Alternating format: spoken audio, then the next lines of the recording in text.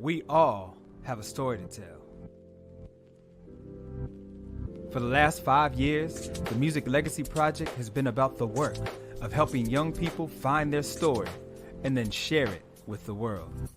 Every year, a handful of eager students comes to us with incredible talent, but little idea on how to direct it. We take that promise and polish it through workshops, discussions, and guided practice.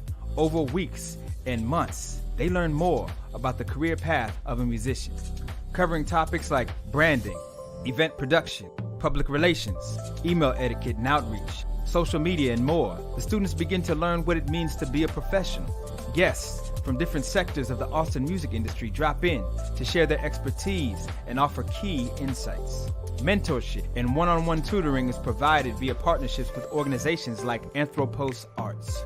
At the end of this process, we find a more informed and confident young leader in music with more tools and a broader network at their disposal. The future of music in Austin can't get where it's going without knowing where it started. The legacy they leave behind is up to them.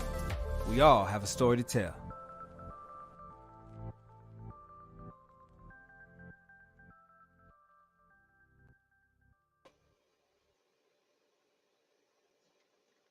Hi, everyone.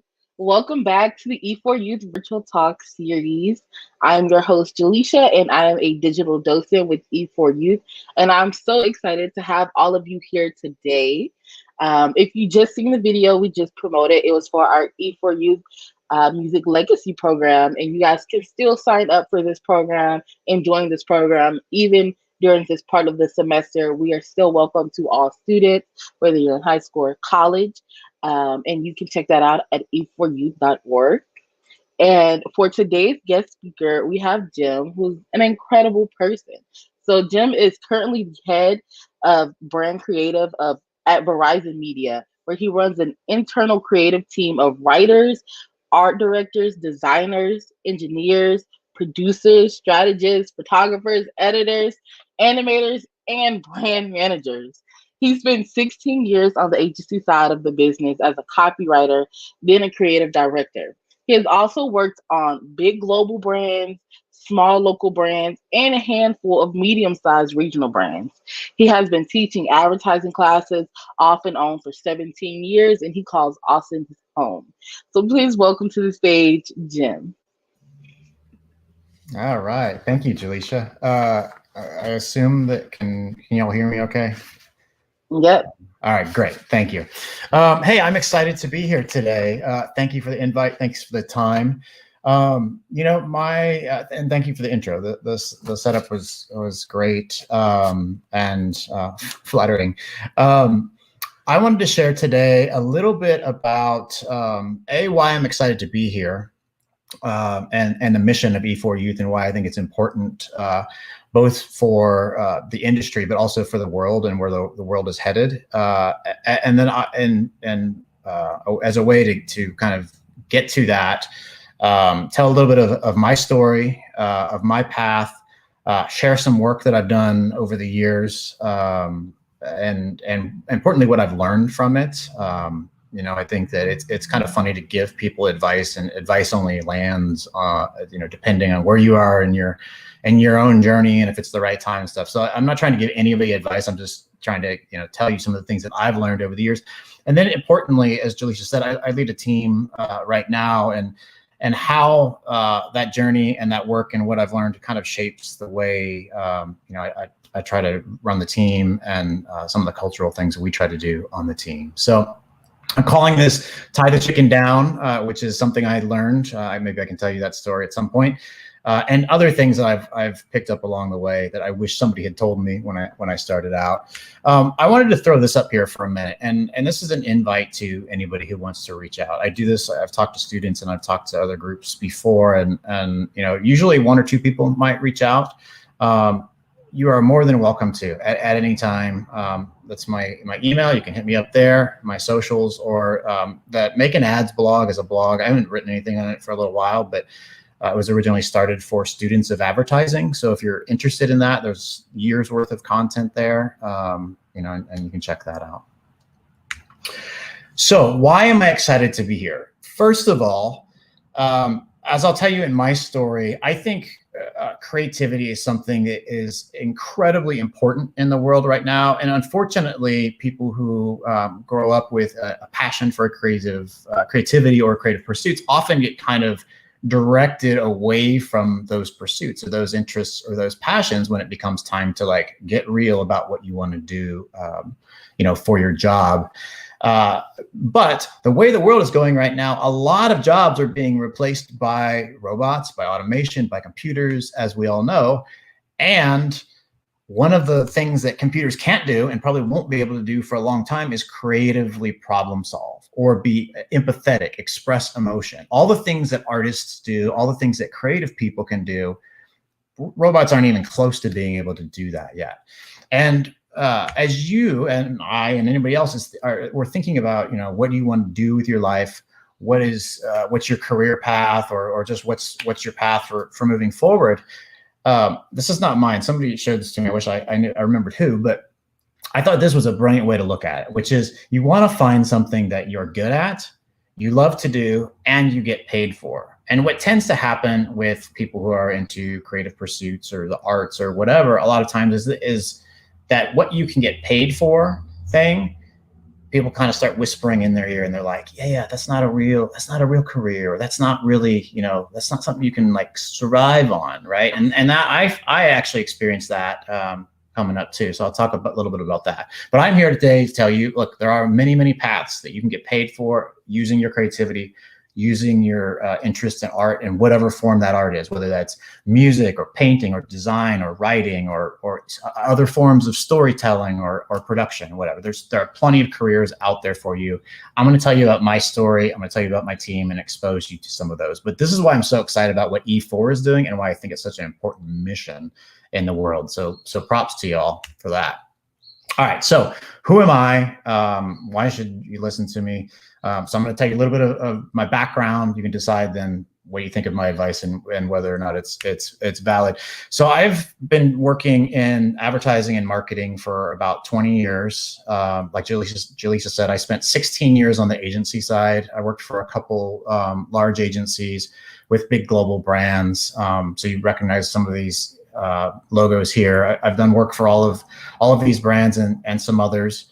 I'll share some of that work with you today. Some of that work's been stuff I've been proud of. Some of the stuff's like, missed the mark a little bit, but some of those things I'm also going to share with you because those are the things that you can learn from sometimes when you, fail or when you just could have done things better.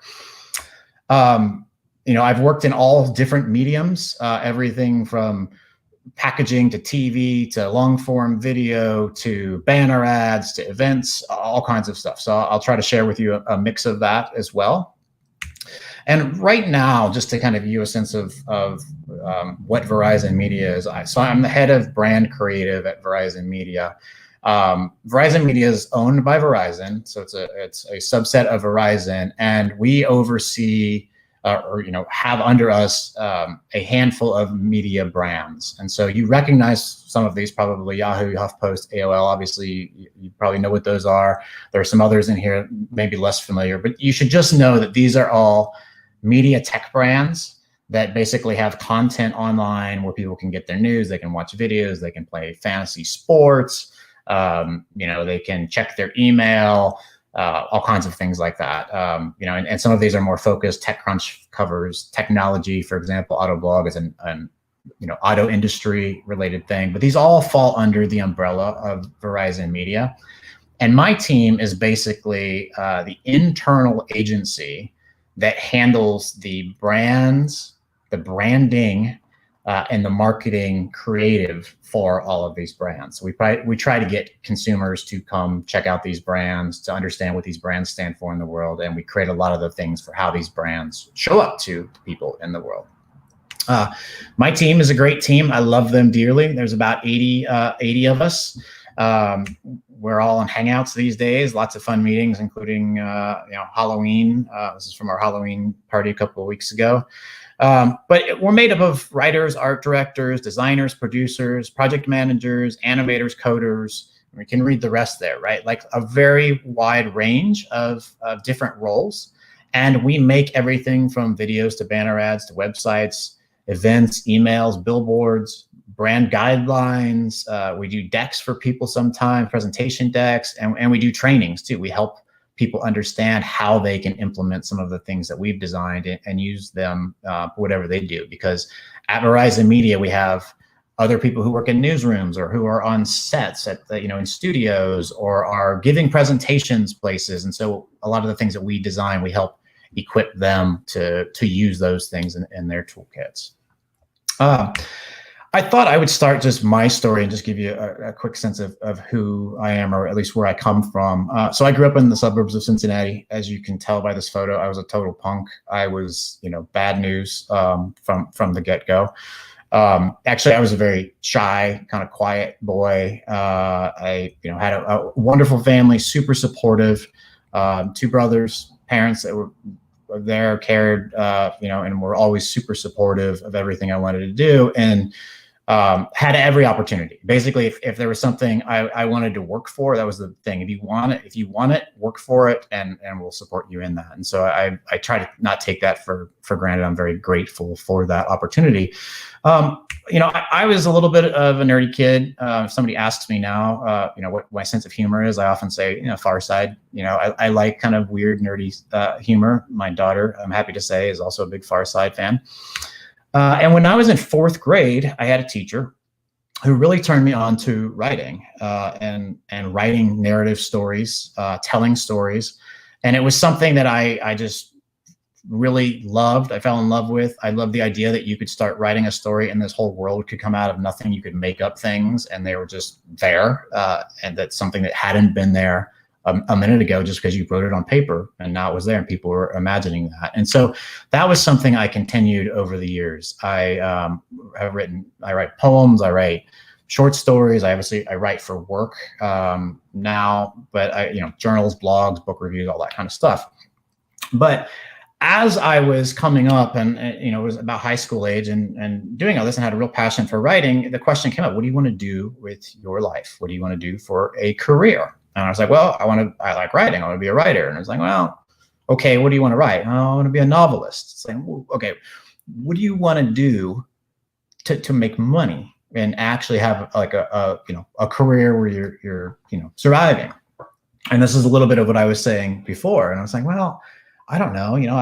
I'm kind of like physics and I'm okay at math. So mechanical engineering.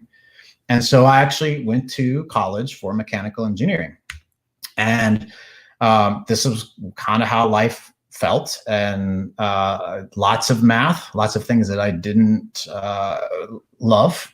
And then things that I started to be exposed to and have to learn and memorize that I'm like, I don't even know what this means anymore. I don't know what this means in the world, right? And at the same time, I was taking all these electives, film and writing, and I'm like, man, those are the fun classes, and this stuff is kind of torture. And my intro to engineering class, it was like, this is what your career is going to be like from here on out. The big class project was redesign a leaf blower, which is, nothing against that. Like, I've got a leaf blower that I love and it's really well designed and I'm grateful for the designer, but this was not at all what I wanted to do with my life. Again, my passion was in my electives. And so I had a buddy, and this is complete happenstance. And this is what happens a lot of times. If you talk to somebody in advertising, especially in the creative side, how did you get here? It usually has some sort of zig or zag or just random happenstance. And my random happenstance was this guy named Andy, who I became good friends with. We started a acoustic death metal band, and I was like, how do I get out of engineering? Maybe this is the way. Maybe I've got a music career in front of us. We had 3 fans. I was like, this is probably not it. These guys don't have a ton of disposable income. I don't know that they're going to be able to support us. But my buddy Andy was in advertising. And so I was starting to look over his shoulder and I'm like, what is that you're doing? Because that looks a lot like writing to me, and you're on a career path. And he told me about it. I got exposed to it and I switched majors to advertising. I finished up undergrad. And I then found myself in this little pink space in the middle, right? This little thing where I'm like, okay, I'm loving what I do. I don't know if I'm really good at it yet, but I'm trying. And from what everybody tells me, I can get paid for it. right? So I can be a writer and I can have a career as a writer. So I finished up undergrad. I went to ad school to continue my education as a copywriter, an advertising copywriter. I spent 2 years at portfolio school, basically learning the craft, learning how to do this, and doing a lot of work. It was like boot camp for advertising. Here's a couple of sketches. This one on the right is basically what my 2 years consisted of. Writing a lot of marker comps, putting ads up on the wall, having this guy Kaz come in, tear them to shreds, tell me they weren't good enough. Hundreds of ads a week, right? Just kind of cranking through this. One of my teachers, Jerry Torsha, he's pictured there on the left at the bottom. Don't tell anybody that I showed this publicly, if anybody knows Jerry Torsha. But Jerry one time gave me an assignment for Lionel trains, little model trains. And he's like, I want you to go write 1,000 headlines for these, for model trains. And I went off and I came back a few days later, what they would do. And I said, Jerry, I couldn't do it. I wrote 670 some odd headlines, and that's what I got. So I gave them to him, and he went away and came back and had gone through them all and marked them up. And, you know, that 2 years that I spent, I'm gonna show you some work and talk about how fun the job is and how much I love the job and how much I love creating things. But this 2 years that I spent was a boot camp that said, you need to work really, really hard and you need to dedicate yourself to this. So, you know, I want to convey that too, that this is it's a great career. It's a great career path, but it requires a ton of work. All right. So I ended up coming out of ad school. I got a job, an internship, and then a job at Leo Burnett in Chicago. And this is where I'm going to start talking a little bit more about the projects and kind of what I learned from them. I thought I was going to go off and do some amazing stuff right out of the bat. My first assignment was to write a commercial for Boston Market jarred gravy, which is sexy product. And I went off and I wrote some scripts, and I brought them in and I presented them. And I remember a creative director, Scott, who was a mentor of mine and a great guy. He's like, "What are you doing, man?" He's like, "You wrote," you know. I was like, "Well, talking about the gravy and you know, how great it is in the meat, and it's, you know, it's almost like homemade and stuff." And he's like, "Man, that's why are you writing like that?" I'm like, "Well, that's what they want." He's like, I know what you can do. He's like, "I know that you are a writer. I know you write poetry. I've read some of your stuff. I've read your, you know, your stories. Like, go tell a story. Go make me feel something. Don't tell me about the meat inside. Like, that can be part of the story. But I need a story. I need to feel something. I need some empathy. Give me some characters." And he gave me a little jumping off point. He said, "Start with, here, you are a potato." And so he said, you know, take that. That's your first line. You are a potato. Go right to that.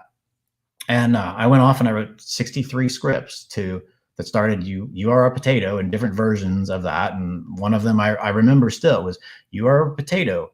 You have 1,000 eyes, but you spend your whole life in the dark." And it was about the life of a potato, how it's underground, life kind of sucks. And then one day it gets pulled up and it gets taken to the kitchen, and this is the potato's big moment. And what is this potato going to wear? You don't want to wear like bad gravy. You want to like get dressed up for this big moment. Anyway, that spot didn't turn out that awesome. But what I took away from that, and what was so important, was him saying to me, "This is not who you are. You tried to write like copy. You're not a copywriter. You are a storyteller. You're a poet. You're a whatever, right? Like all that kind of stuff that we want to say. I'm a storyteller, right?" And he said that, like, but you got to tell stories. You can't just come in and be like, "Yeah, here's the copy that you asked for, right? Here are your bullet points." And so that was pivotal for me.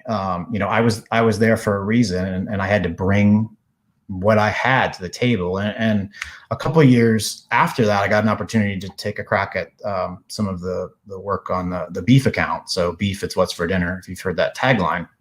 And this guy, Sam Elliott, was the voiceover, and they had always kind of used him as, you know, the tagline guy. So they would do you know, some dialogue or something up front, and then Sam at the end would go, "Beef, it's what's for dinner." And I came into that and kind of had the same mindset that Scott had beat into me, which is like, don't just come in and write copy, like come in and tell stories. And I was a big fan of, I don't know if you know the movie The Big Lebowski, and Sam was in this movie. So I would like watch his character in this movie and try to channel that and just try to write poetry around that. And I had this one line that I wrote somewhere in a script, and it was about a guy outside grilling, and how the bone white moon hung like a spotlight above him. And another creative director said, that's it. That line right there, do more of that. Keep writing those things. Paint a picture. It was a radio campaign, but he's like, I want you to paint pictures with words. And so I did that. And anyway, the client ended up loving it. And it became the campaign for like 3 or 4 years. And I got to go record spots with Sam Elliott and listening to him read my words. And I think we did like 42 spots over the years. I'd fly out to LA and go hang out with him in the studio and the client, and we would record a bunch of spots. And that was like, for somebody who didn't know what the heck they were doing, they were just like, I'm just trying to write good poetry. That was such a moment and that I treasure in my career, and that I still treasure in my life. Like he was such a great guy to work with, and so warm. And we talk about characters and all kinds of interesting stuff. So I'm going to play this spot. It's old. I'm like, I don't know if it's my best stuff, but it's kind of one of the pivotal moments in my life, or in my career, at least.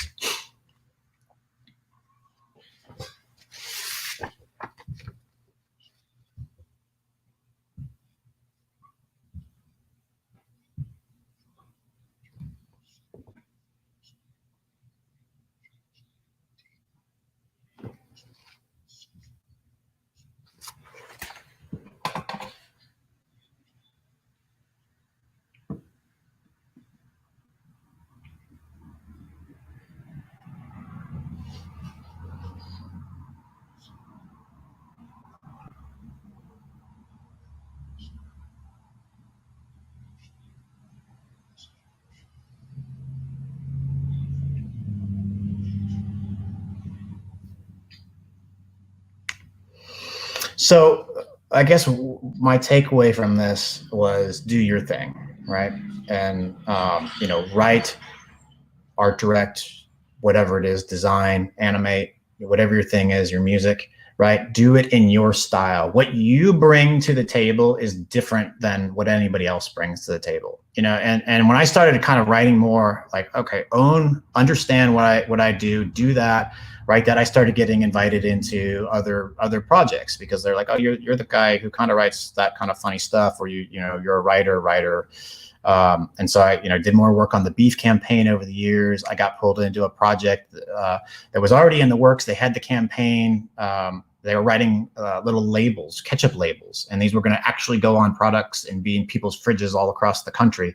And they were like, hey, we're writing these little funny ketchup labels. Do you want to write, you're kind of funny too. Do you want to write some funny ketchup labels? And I did. And I've, hundreds of little lines, and some of these ended up on these. And I actually got to go to London for an award show to celebrate the ketchup labels that I had written. And, award shows are a whole nother weird thing about the advertising industry, but it was just another example of, look, I didn't do anything special. I had people saying, like, the thing that you got in you that we know you have, do that, get that out and put it out there in front of people, and everything else just kind of took play, or took care of itself. And this is important as as somebody who's leading a team. This is incredibly important, not just from a like, hey, we're all unique snowflakes and doesn't that feel great? But when you are trying to solve a problem, a creative problem, what you need is people who will go off in different directions and explore different solutions. So this is my little illustration of the creative process, left to right, right? We all kind of start with a little problem. That's that black dot there.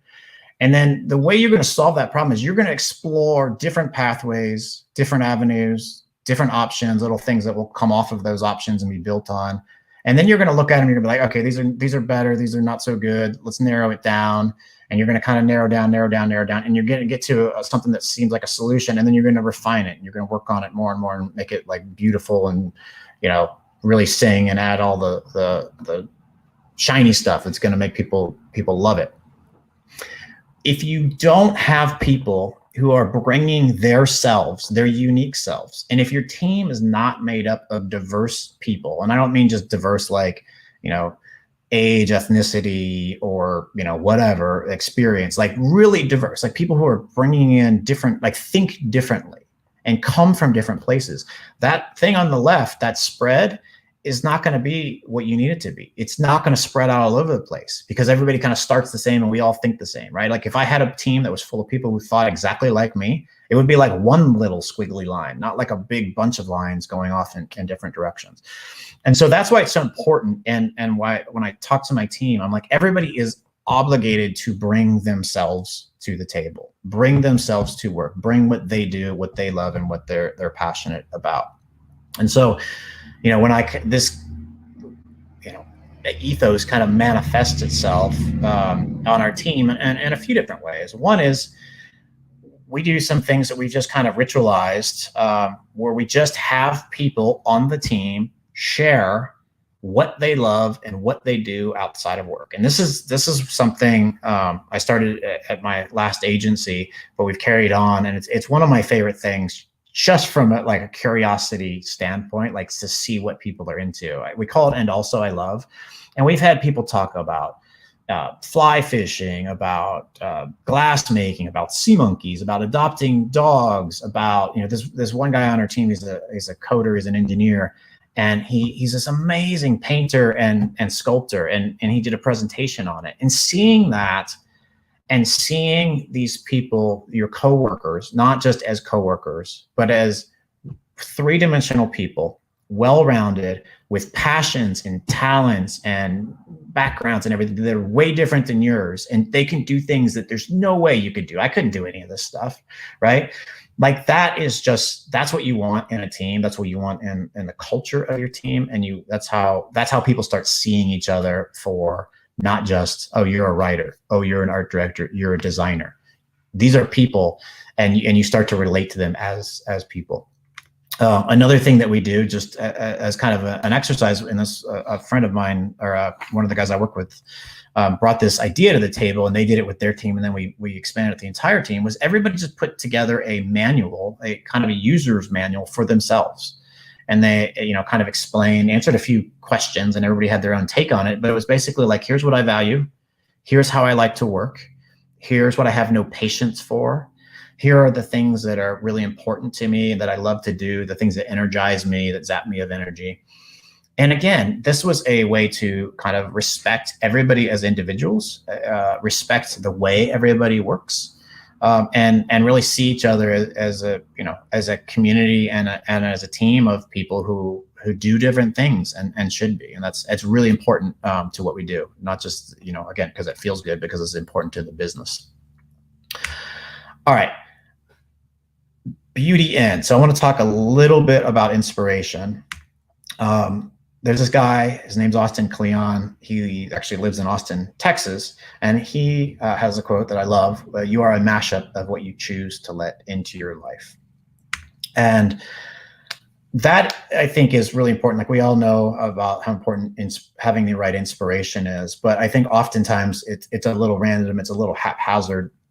Jaleisha mentioned that I teach a class in advertising. And one of the things that I have the students do is pull together what I call a dream portfolio. And again, I stole this idea from somebody. I wish I could remember who. But it's a collection of things that they wish they had done. They didn't do. Like, your portfolio is work that you've done. This is stuff they wish they had done in the world. And so it's basically your favorite stuff, right? And this is just a way for people to say, this is the kind of work that I want to do. This is my tone that I like. These are the things that I find inspiring, right? And that's something that you will do, in advertising, that I want the team to do, is like, what are those things that are inspiring? Who are those people? Who are the artists? Because we can be pathways to bring that stuff into, the world and mash it up in a new, interesting way, right? Everybody knows creativity is taking two different things and mashing it together and getting something new. So there's this guy that I really like. He's an artist. He does these really cool models and dioramas named Drew Leshko. He's a Philadelphia artist. I just saw him on Instagram. I was like, this dude's doing awesome stuff. And so we had him do a little Yahoo billboard for one of our campuses. There's I've had other people like musicians that I've loved that I've ended up using their music, obviously paying them, but using their music in commercials or using their voiceover in commercials because I really like their voice. So again, it's bringing yourself to the table and it's bringing your inspirations to the table. And also for our team, like we share these things, like what inspires you, what the dream portfolio exercise, what do I like? And why do I like that, and sharing that with the rest of the team. All right, so I talked a little bit about some of the creative directors that I had early in my career in their pushes to basically encourage me to do what I can do and help me get better. I saw this the other day on Twitter, and I was like, I was putting this presentation together. I was like, this is great. You want to surround yourself with people who are the kinds of people who will help you grow. This little doodle of a chart is basically saying that there are all kinds of ways to grow. You can learn from the people around you. You can learn by practicing things over and over. You can learn by experimenting and being in a culture where people encourage experimentation and failure.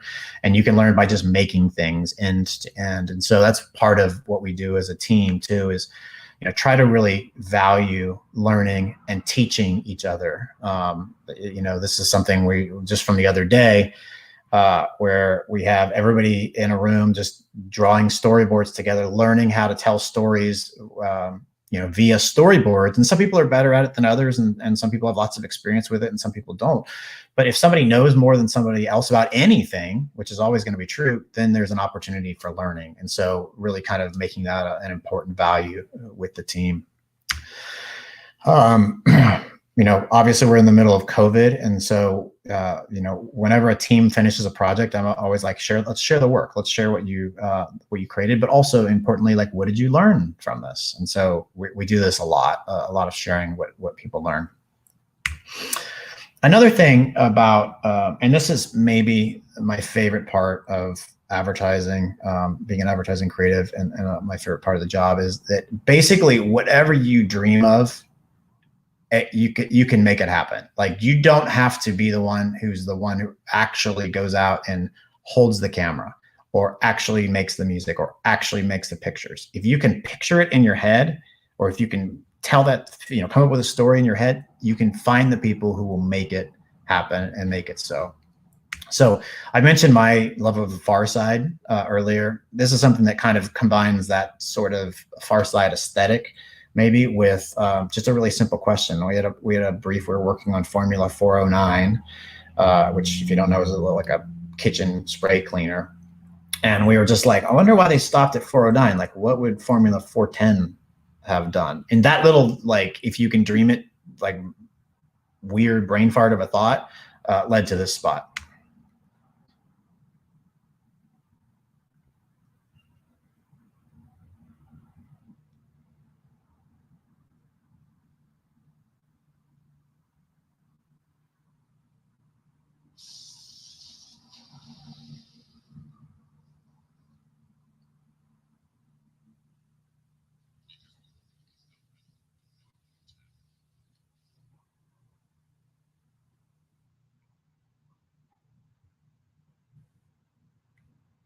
And those are the moments when you see that stuff that you think back on your sketch, or you think back at what the original idea was, and then they become something in the world. Those are the moments where you're like, that to me is what being creative is about. Like, you create something, you put something into the world that wasn't there. We did a spot for Armor All that kind of brought back their old Viking character from the logo, and it ended up being a bobblehead dog, which was like, okay, that's cool.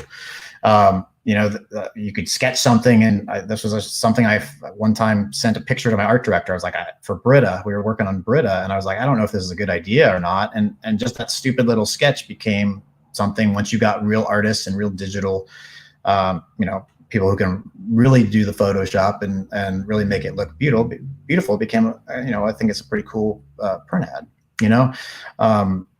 sometimes you will have an idea for something and you will find yourself on a set. And this actually, anybody who's been on a film set, this is kind of a common experience. We always look at each other like, can you believe this is happening? Like, all these people are here for this kind of, again, just like a random idea that we had as we were sitting there staring at the ceiling. Like, what if we did this? What if we did this?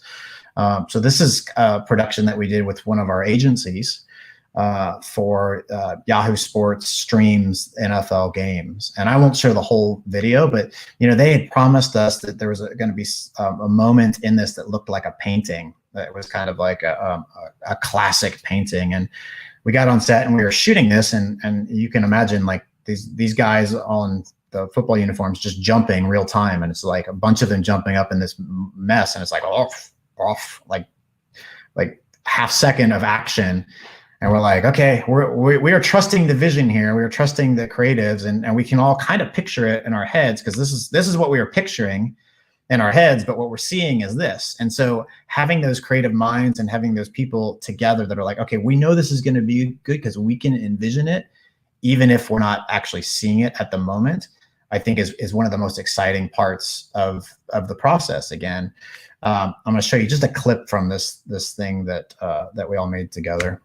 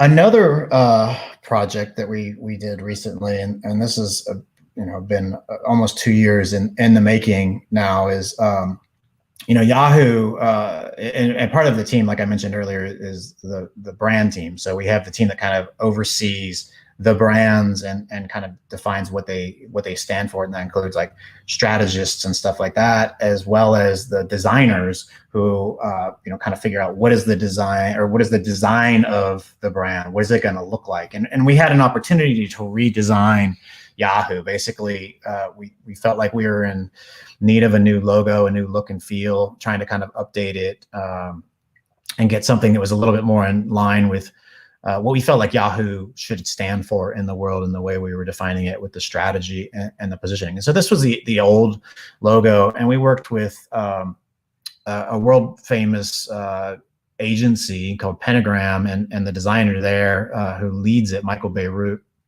to redesign the Yahoo logo. And the thing I think I found this really inspiring, because Michael Beirut he's one of the best designers in the world, and he's famous in the design world. This is his sketchbook. We asked him to send it to us afterward, because we said, can you send us the original sketches? We'd just love to see part of the storytelling, where it came from, and be able to show that off. And there's nothing really that special in this, right? Like, it is, again, just a sketch of a thought, but his vision and the ability of our team and their team to work together to kind of bring it to life went from this simple sketch to what then became the new Yahoo logo. And it is now appearing all over the place, right? Like, we have 800 million plus people who come to Yahoo and other Verizon Media properties every month.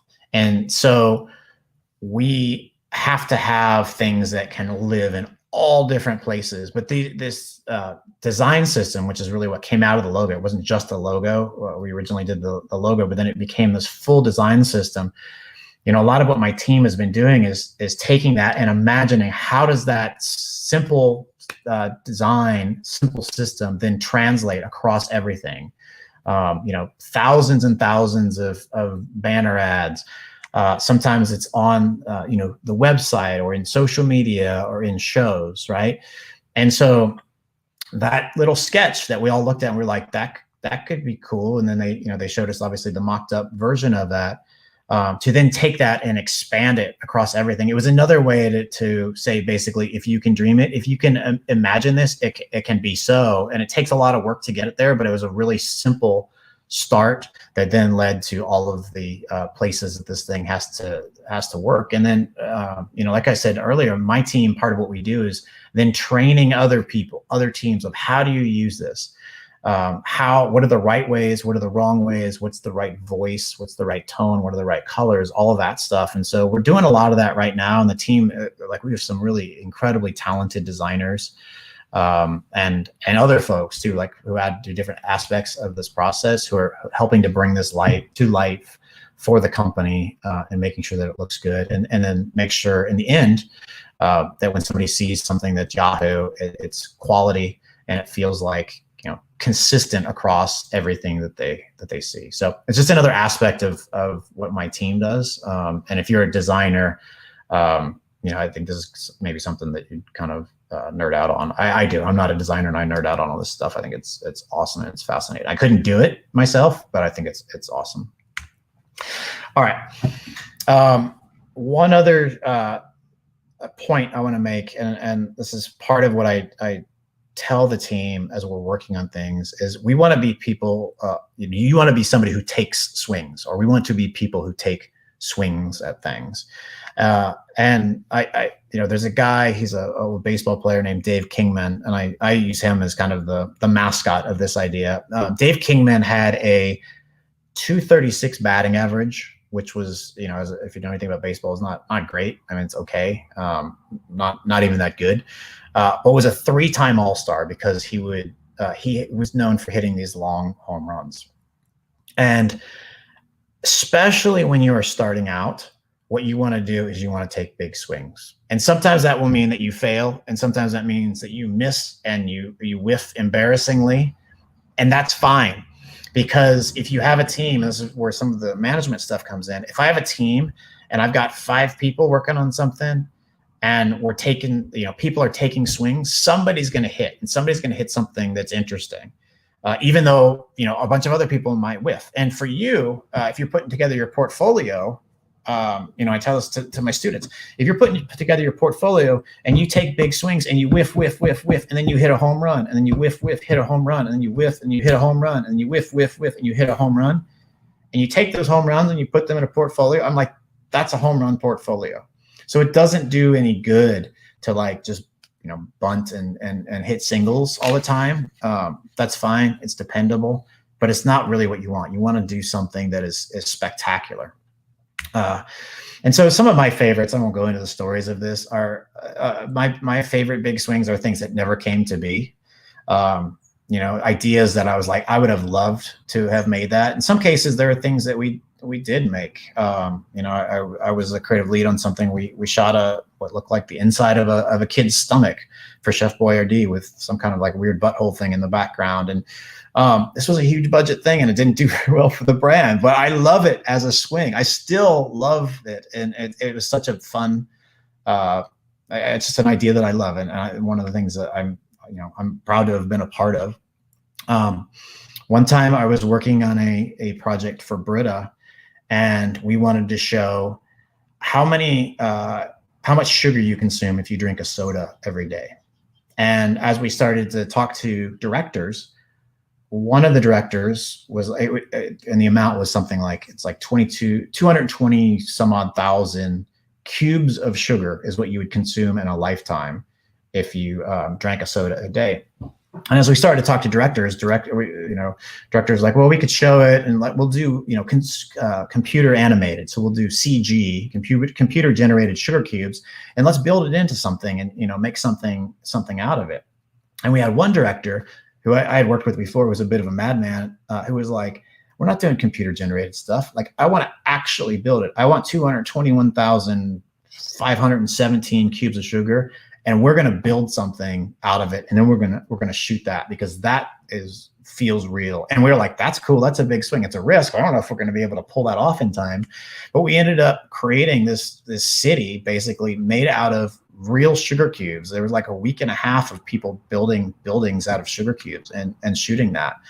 And that was so much better than if it had all been computer generated, because this director was like, I'm not interested in doing this if we're going to do computer generated. Go get somebody else to do that. I want to shoot actual sugar cubes. I want to get sugar sculptors in here and actually do this. And again, this was an amazing experience. And it was a swing that we hit. And I was very glad that we took the swing, that we didn't go, I don't know if we're going to be able to pull it off. Let's just kind of try to hit a single on this one. Other times, taking swings means putting trust in the people you work with, and so we had for years had done all of our fantasy football work with outside agencies, and we would kind of manage them, but they were the ones that came up with the idea. They were the ones that ran the production. And a couple of years ago, we were talking to the team that runs our Yahoo Sports part of the business, and they were like, you know what, we want to take a crack at this. Like, we want this one this year. And we're like, okay, let's go for it. Let's take a swing at it. Let's see what we can do. And they created this campaign. I'll just share a couple of the spots, but this was created by the team internally, written, art directed. We used a director, an outside production company, but I think it holds up against any of the agency work that we've done over the years.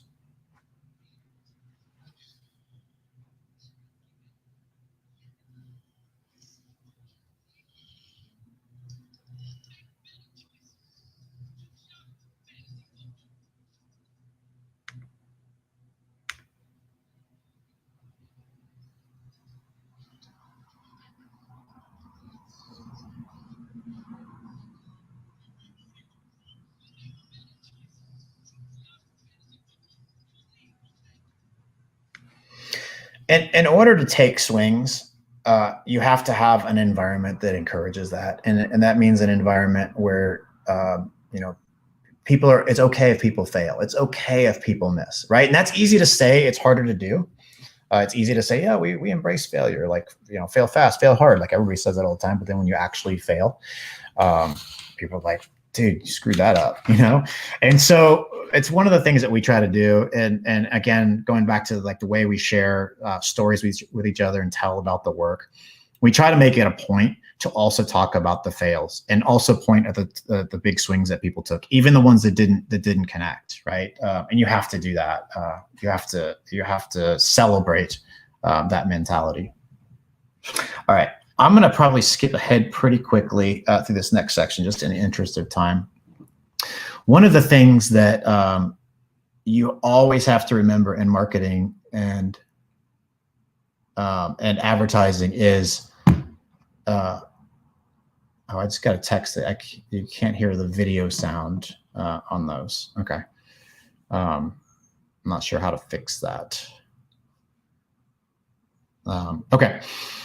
Is that what you are creating and marketing and advertising is something that needs to live in the world. It's not enough to just make an ad. It needs to compete with other things in the world. And so sometimes that means here's a quote from Howard Gossage, who's an old San Francisco ad guy. He said that people don't read ads, they read what interests them. And sometimes that is an ad. And so as over the years, one of the things that we've tried to do is not just do ads, but create things that people would be interested in. Sometimes that is a meme. Sometimes that might be a game, right? Instead of a banner ad, let's make a game where you can actually play against a cat in chess, for example. We did this for Fresh Step a long time ago. Or make a game where the banner is actually it's a game where you can earn loyalty points by finding the cat in the image. Or one time I worked with a team that they wanted to make a sexy plumber calendar, and so we did that. Just things that were interesting because they were different or because they were novel. Sometimes being interesting means that you're being relevant and just relevant to your audience and understanding what your audience finds funny or pushing slightly beyond what they see in their lives every day. So I don't know if the sound is not playing on these. Jaleisha, I don't know if you can tell me if you can hear the sound on these. If not, I'll just describe what this is. You can go ahead and describe it. I could hear it. It was just low. But Costa, he couldn't hear that. So maybe just describing it, it'll be well. Okay, cool. So this is a spot where the mom comes in and the kids are having a distance contest, and the mom comes in and wants to know why they're taping off those lines on the floor. It's just kids who are having a peeing distance contest. This one kind of speaks for itself.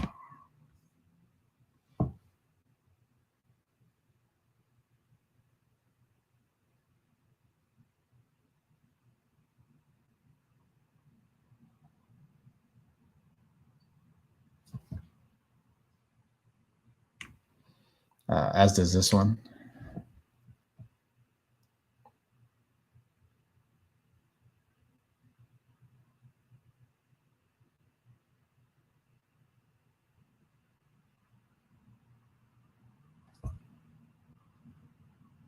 So the point being, I'm going to skip ahead on a couple of these, is you just want to always try to push. Like, how do we make this thing more interesting? How do we make it a little bit more relevant? How do we make it a little more special? I had a team that came to me the other day and they were working on some spots and they were trying to figure out how to make it a little more interesting and a little less like stuff that we had seen before. And they were like, hey, can we get a few $1,000s for a possum for this spot? We need to add a little bit of money to the budget. And I won't tell you what this idea is because they haven't made it yet, but it's like, yeah, like that's interesting. I don't know the last time I saw a spot that featured a possum. Sure, we can get you a few $1,000s. And sometimes my role as the lead or the creative directors or whoever is around them is to say, you know what, I think we can make this more interesting. I think we can push it more. And sometimes it's to say, yeah, I think we've got some extra money in the budget. You can get a possum if you want.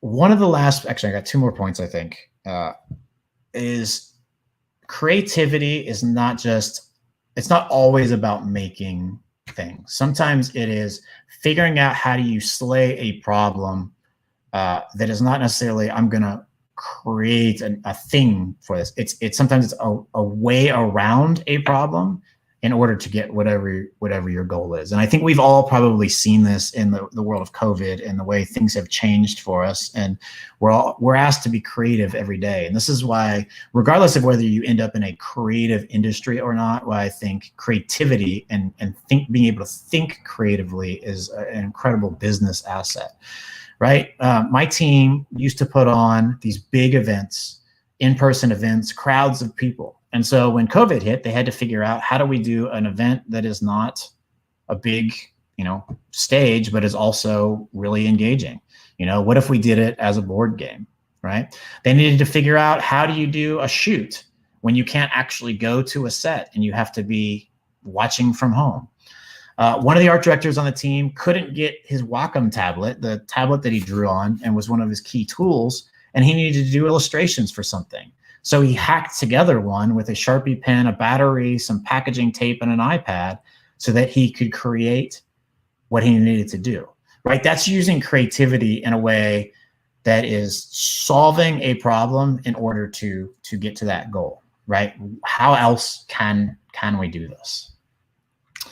I think, if you decide to get into this field, one of the things that I always tell the team, like, do work you're proud of. Like, everybody has a different thing that they're proud of. And so I just wanted to share a couple of things that the team has done, a couple of things that I've done over the years. I'm just super proud of.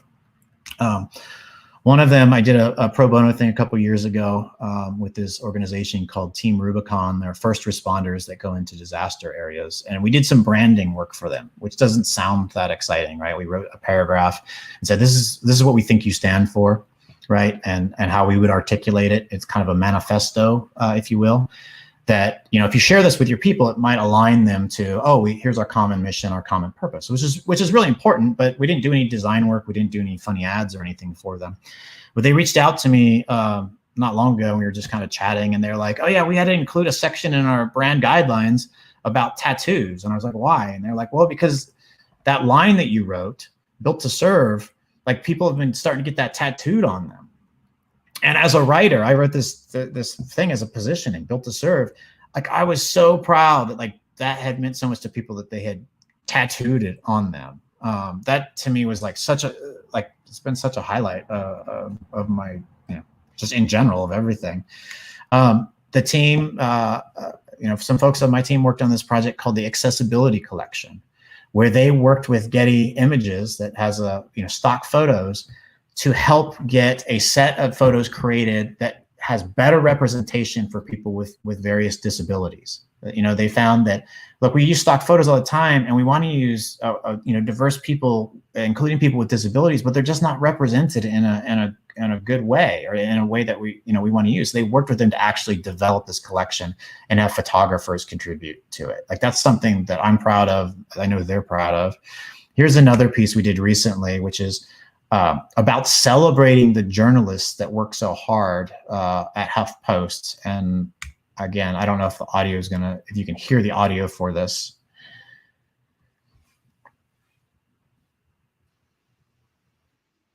No, you can't hear it. Okay, so basically it just celebrates the journalists and the work that they are doing to bring these stories to life for the world. Right, you're not going to get it very much if you can't hear the audio, but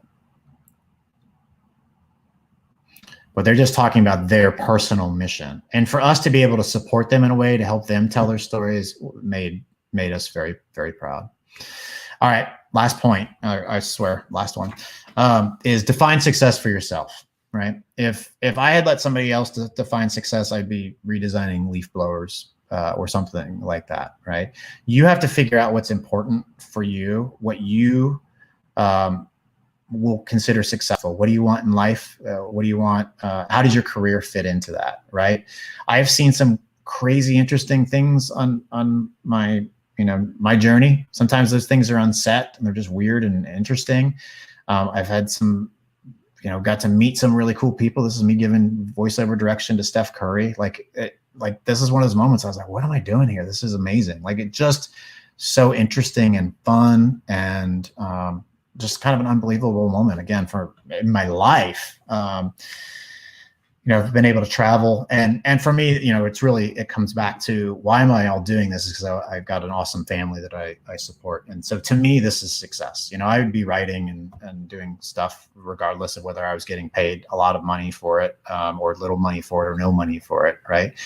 But to me, it all comes back to like, how do I support these folks, and are they happy? And that makes me happy. So that's my definition of success. So you have to figure it out for yourself. What's your definition of success? All right, that is my prezzo. I took all 60 minutes of it, but I'm happy to stick around if anybody has any questions, or I can go long if anybody wants to chat. You're good. It is one, and I thank you so much for coming to talk to us. Your presentation, it was amazing. I really appreciate it. Also, what do you make your presentations on? Because it was like kind of dope.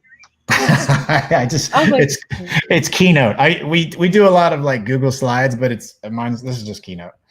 Oh, okay, it was nice. Thanks. Sorry about the sound. I didn't realize the sound wasn't working. We should have figured that out beforehand, I guess.